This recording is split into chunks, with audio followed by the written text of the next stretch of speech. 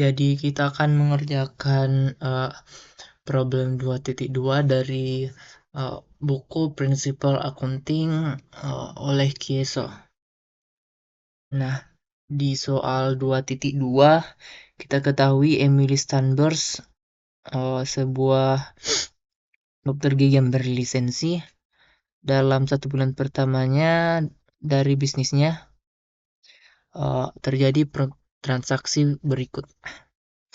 Nah, yang disuruh ini jurnalis post ke buku besar dan membuat neraca saldo atau trial balance-nya.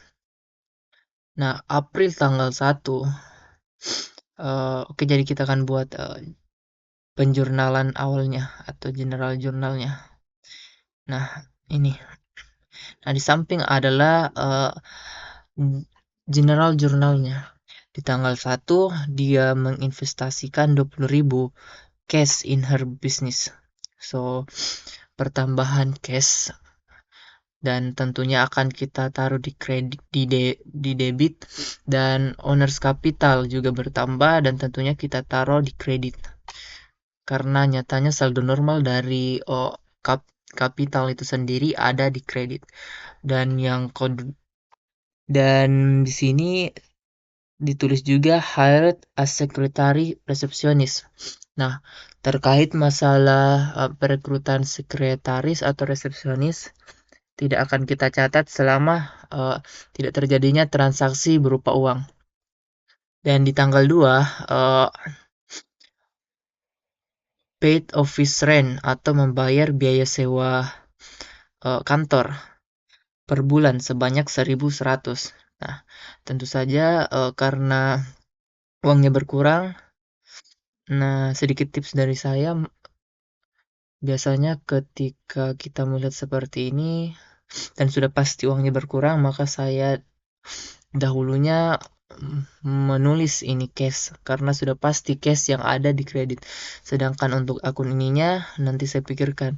Dan karena berhubung akunnya ini gampang, maka saya dengan mudah dapat menemukannya dan kita langsung taruh saja di debit sebagai tanda bahwa sudah terjadinya pengeluaran untuk rent atau rental sewa kantornya. Dan di tanggal 3 Emily Stanbert membeli persediaan dental dalam utang ke Dazzle Company sebanyak 4.000. Nah, kalau begini tentunya yang perlu kita perhatikan adalah akun payable-nya, yaitu di kredit. Saldo normal dari akun payable ada di kredit. Jadi ketika seseorang berutang atau kita berutang, maka yang pasti nama akunnya adalah ini yang di kredit bawah. Beda halnya jika Emily Stanbert membeli supplies-nya dengan cash, maka tentunya cash yang akan kita kredit. Begitu. Terus untuk supplies tentunya karena supplies yang bertambah yaitu dental supplies, maka kita debit. Kemudian pada tanggal 10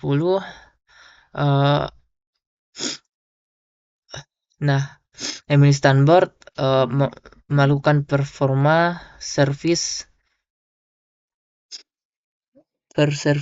dan menagihnya ke perusahaan asuransi sebanyak 5.100.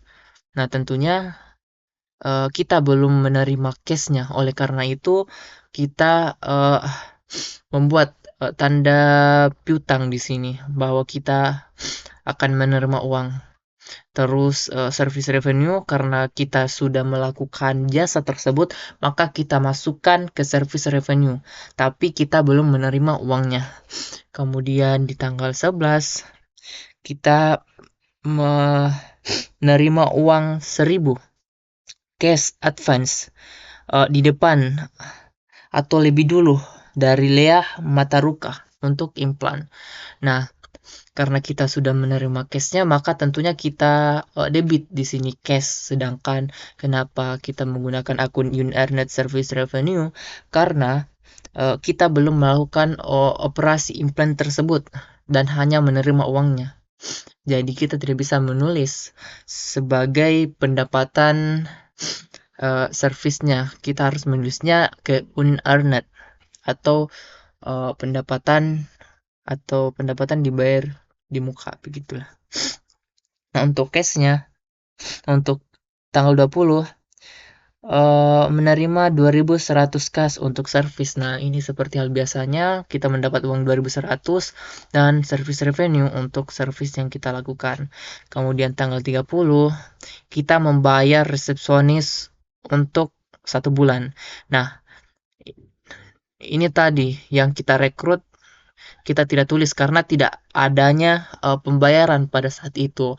Nah, kemudian pada tibanya akhir bulan, terjadinya pembayaran, barulah kita tuliskan ke general journal kita, yaitu salaries and wage expense-nya, dan itu pun totalnya dari gajinya sebulan yang kita tulis, yaitu 2.800. Dan of course tentunya karena membayar kita kekurangan uang atau uang kita keluar gitu. Kemudian tanggal 30 lagi terjadi kita membayar 2.400 euro ke Diesel. Nah, kita ingat bahwa di tanggal 3 kita berhutang ke Diesel Company 4.000. Kemudian mungkin di tanggal 30 ini ada 2.400 yang sudah jatuh tempo pembayarannya. Oleh karena itu kita membayar 2.400. Nah, tentunya untuk menandakan bahwa kita sudah membayar, kita lakukan pendebitan di akun payable, dan untuk memastikan bahwa kita sudah keluar uangnya, kita melakukan pengkreditan ke cashnya, begitu. Kemudian kita tiba ke post to the ledger akun, atau kita mempost ke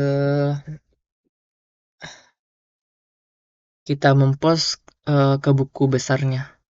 Nah, karena di soal sudah kita ketahui untuk nama akunnya di sini, maka kita tinggal tulis sesuai dengan format tabel yang ini, yaitu ada date, explanation. Biasanya yang di sela-sela ini ada ref, tetapi karena tidak disuruh untuk ditulis maka tidak usah. Ada debit dan kredit dan balance atau totalnya lah bisa kita sebut. Nah, sesuai kita masukkan satu-satu sesuai dengan di mana posisi cashnya, di debit kah atau di kredit.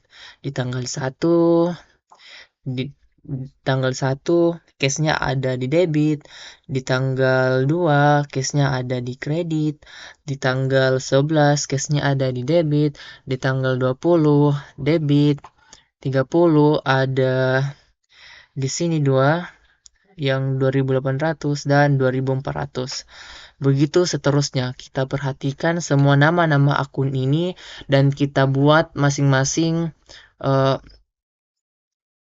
explain-nya yang lebih detail begitu untuk satu akun saja, sehingga kita bisa lebih mengetahui jumlah saldo tiap nama-nama akunnya. Nah, kemudian kita turun ke bawah dan selesailah semua. Nah, kemudian kita kemudian membuat trial balance-nya atau neraca saldonya.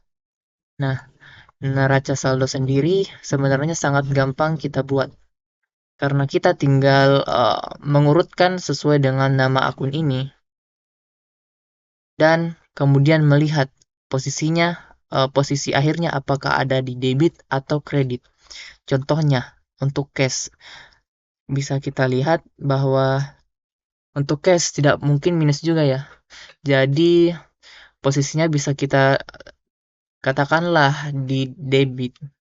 Dan kita lihat juga total ini lebih banyak daripada total yang ini. Jadi pastinya posisinya di debit ini, yang posisi akhirnya.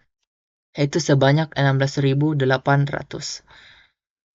Ya, mungkin ada yang tidak tahu cara menulisnya itu kita taruh 20.000 ke sini, terus kita taruh sini totalnya, terus kalau ada terus terus kemudian di tanggal selanjutnya kita tulis kemudian ketika ada di kredit kita kurangkan, sedangkan kalau ada di debit kita tambahkan. Jadi ini 2000 dikurang 1100 sama dengan 18.900.